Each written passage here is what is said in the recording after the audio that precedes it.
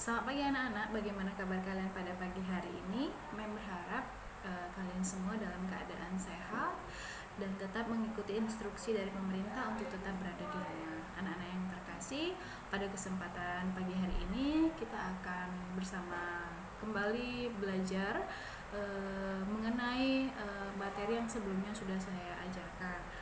Hari ini kita akan belajar masih tetap tentang berita di pertemuan kedua ini. Semoga apa yang saya sampaikan dapat kalian pahami dengan baik. Kemudian silakan kalian kerjakan tugas yang ada pada materi kali ini. Untuk tugasnya nanti silakan kalian foto, kemudian setelah difoto dikirimkan kepada saya. Oke, mungkin itu saja untuk hari ini. Semoga bermanfaat dan selamat menyaksikan.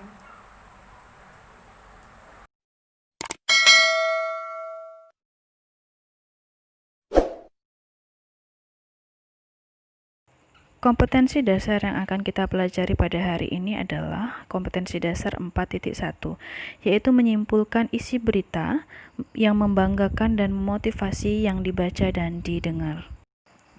Penyimpulan isi berita. Kesimpulan adalah kata-kata akhir dari suatu uraian.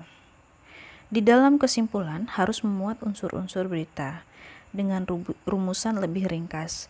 Dengan demikian, kesimpulan tentang isi berita harus memanfaatkan ringkasan kita sebelumnya terhadap pokok-pokok informasi. Maksudnya, dengan kita memahami unsur-unsur berita tersebut, maka akan mempermudah kita dalam hal pembuatan simpulan isi berita. Setelah ini ada pun cara-cara yang dapat kita pergunakan untuk membuat kesimpulan berita agar lebih mudah untuk kita pahami. Berikut adalah cara mudah saat meringkas berita. Yang pertama, kita harus mendengarkan atau membaca berita tersebut. Untuk hal ini dibutuhkan konsentrasi agar kita lebih fokus untuk memahami isi berita tersebut. Kemudian yang kedua, yaitu mencatat pokok-pokoknya.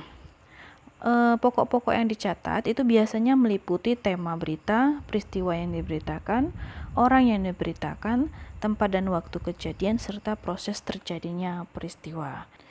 Hal-hal inilah yang berkaitan dengan unsur-unsur berita atau yang kita kenal dengan 5W plus 1H.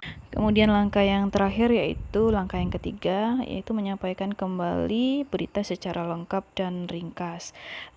Di sini yang dimaksudkan adalah berita disusun kembali dengan memperhatikan paragrafnya, maka berita tersebut akan menjadi suatu ringkasan karena kita ambil dari unsur-unsur berita yang sudah kita cari berdasarkan unsur 5W plus 1H tadi. Jadi cara mudah saat meringkas berita, harapannya kalian dapat memahami materi mengenai meringkas berita. Setelah ini saya akan mengajak kalian untuk menyimak sebuah video yaitu tentang berita.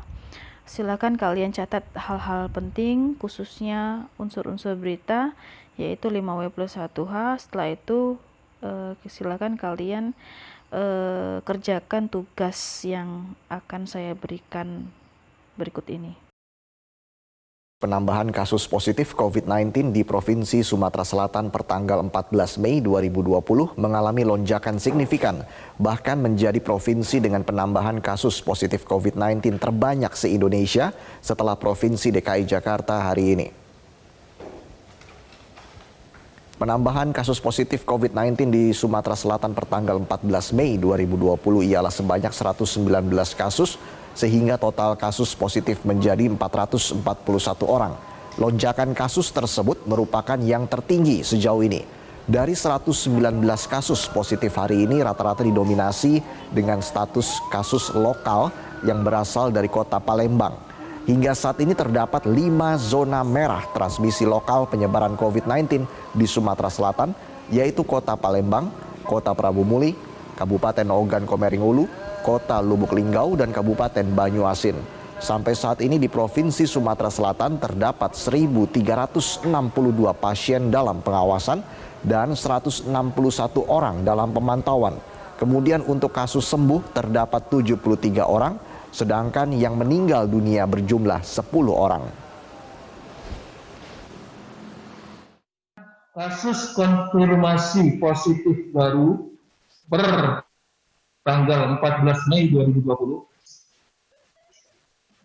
sebanyak 119 orang. Dimulai dari kasus nomor 323 sampai dengan kasus nomor 441.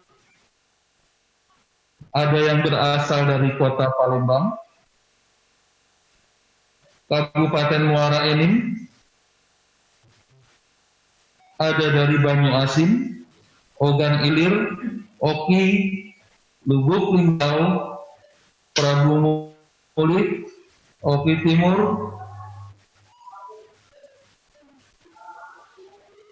dan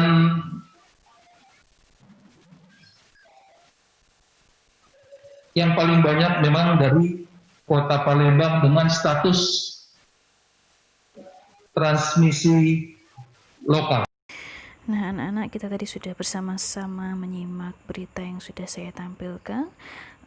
Hal yang harus kalian lakukan selanjutnya adalah silakan kalian rumuskan simpulan berita yang telah kamu dengar, kemudian tuliskan topik atau judul serta sumber berita.